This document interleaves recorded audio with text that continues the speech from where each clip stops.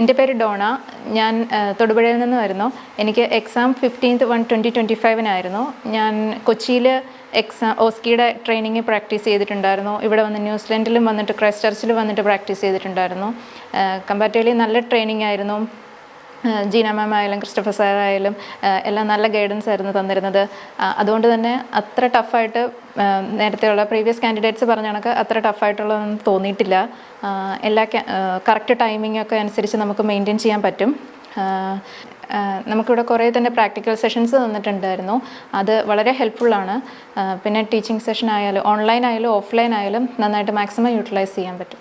Airport pickup ഉണ്ടായിരുന്നു. നല്ല അക്കോമഡേഷനാണ്.